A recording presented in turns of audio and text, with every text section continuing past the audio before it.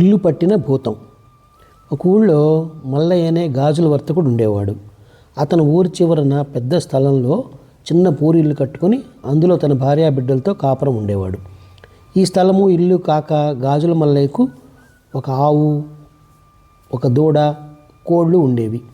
మల్లయ్య రోజు ఉదయాన్నే లేచి ఆవుకు పాలు తీసి గడ్డి వేసి సద్దన్నం తిని మధ్యాహ్నానికి అన్నం మూట కట్టుకొని గాజుల బేరం మీద బయలుదేరేవాడు. సాయంకాలం దాకా ఆ పల్లె ఈ పల్లె తిరిగి చీకటి పడి ఇంటికి చేరుకునేవాడు. ఒకరోజు గాజుల మల్లయ్య ఒక మర్రి చెట్టు దగ్గర చేరేసరికి మధ్యాహ్నం అయింది. దగ్గరలోనే బావి కూడా ఉంది.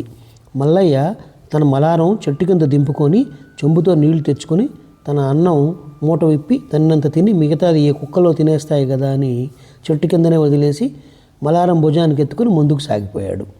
మల్లయ్య కదిలాడో లేదో ఒక బ్రహ్మరాక్షసి అటుగా వచ్చింది. అది లోగడ ఉంటూ వచ్చిన చెట్టు పడిపోవడం చేత కొత్త నివాసం ఏర్పాటు చేసుకునేందుకు అది ఈ మర్రి చెట్టును చూసి వచ్చింది.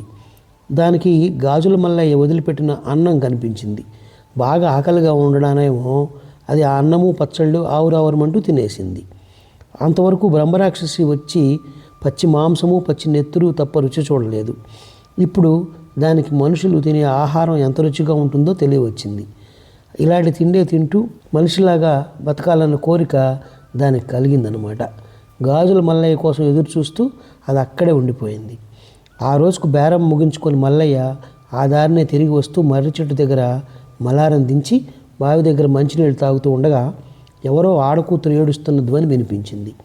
మల్లయ్య తల తిప్పి చూసేసరికి చెట్టు మొదట ఒక ఆడమనిషి కూర్చొని ఏడుస్తూ కనబడింది. ఎవరమ్మా నువ్వు ఇక్కడ ఒంటరిగా ఏడుస్తున్నావు ఎందుకు అని మల్లయ్య అడిగాడు. మాది చాలా దూరం బాబు, నా భర్త ఎటో వెళ్ళిపోయాడు, అతన్ని వెతుక్కుంటూ తిరుగుతున్నాను, తిండి తిప్పలు లేక బాధపడుతున్నాను అన్నది ఆ స్త్రీ. అయ్యో పాపం, మా ఇంటికి వచ్చి పని సహాయంగా ఉండు, జీతం ఏమి ఇవ్వలేను కానీ కడుపు నిండా తిండి పెడతాను, నీ భర్త జాడ తెలిస్తే వెళ్ళిపోదువు కానీ అన్నాడు మల్లయ్య. బ్రహ్మరాక్షసికి కావలసింది కూడా అదే కనుక, బాబు నా చేతనైన పని ఏదన్నా చెప్పి చేయించుకోండి, చేతగాని పని చెబితే మాత్రం నేను మీ ఇంట ఒక్క క్షణం ఉండను, ఎందుకైనా మంచిది ముందే చెబుతున్నాను అన్నది. సరేనని మల్లయ్య ఏం చేశాడంటే ఆడమనిషి రూపంలో ఉన్న బ్రహ్మరాక్షసిని తన వెంట తీసుకెళ్ళాడు. అతని భార్య ఆ మనిషి వృత్తాంతమంతా భర్త నుంచి విని నీ పేరేంటమ్మా అని అడిగింది. నా పేరు దయ్యమ్మ అన్నది బ్రహ్మరాక్షసి తడుముకోకుండా. సరే, మధ్యాహ్నం నుంచి దయ్యమ్మ మల్లయ్య ఇంట పని ప్రారంభించింది. పొద్దున్నే లేచి వాకిళ్ళు ఊడ్చి నీళ్లు చల్లేది. మల్లయ్య పాలు తీయగానే ఆవును దూడను తీసుకుపోయి మధ్యాహ్నం దాకా మేపుకొచ్చేది. మిగిలిన రోజుల్లో మల్లయ్య భార్యకు అన్ని పనులలోనూ సహాయం చేసేది. దయ్యమ్మ రావడంతో మల్లయ్యకు అతని భార్యకు కూడా బోలెడంత విశ్రాంతి దొరికింది. ఆమెను అందరూ ఆదరంతో చూసేవారు. కొంతకాలం గడిచింది. సంక్రాంతి రోజులు వచ్చాయి. పగలు పొద్దు తక్కువ, బేరం బాగా సాగుతున్నది. అందుచేత ఒకరోజు రాత్రి మల్లయ్య చాలా పొద్దుపోయి ఇంటికి వచ్చి తలుపు తట్టాడు. అప్పటికే ఇంటిల్లపాది అన్నాలు తిని చలికి ముసుగులు తిని పడుకున్నారు. మల్లయ్య భార్య మంచం మీద పడుకున్నది. దయ్యమ్మ నేల మీద చాపేసుకొని పడుకుంది.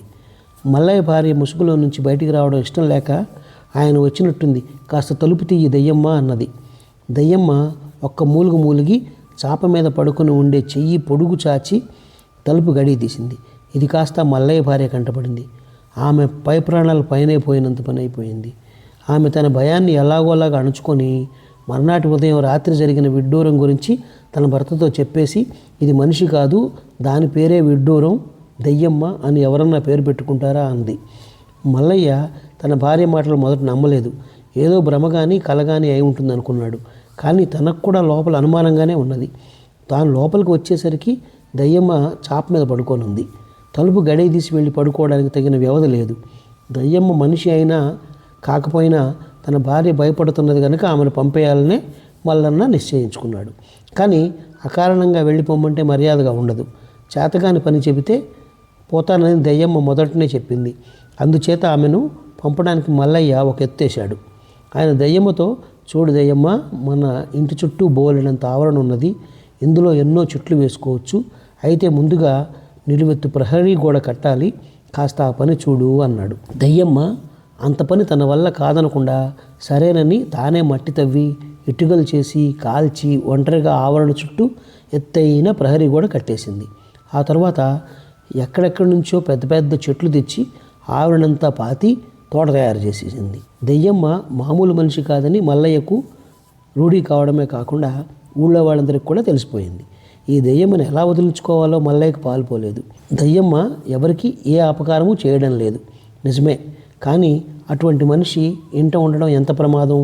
ఊళ్ళో వాళ్ళంతా ఆ దెయ్యం ఉండని వెళ్ళగొడతావా లేక నువ్వే ఈ ఊరు విడిచి వెళ్ళిపోతావా అని అతను అడుగుతున్నారు.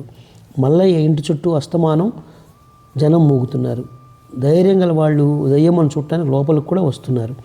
ఒకనాడు మల్లయ్య కుటుంబం అంతా ఆవరణలో ఉండగా ఒక పిల్లి ఒక ఎలుకను తరుముకుంటూ వచ్చింది. ఎలుక పరిగెత్తుకుంటూ వెళ్ళి ఒక సన్నని కలుగులో దూరింది.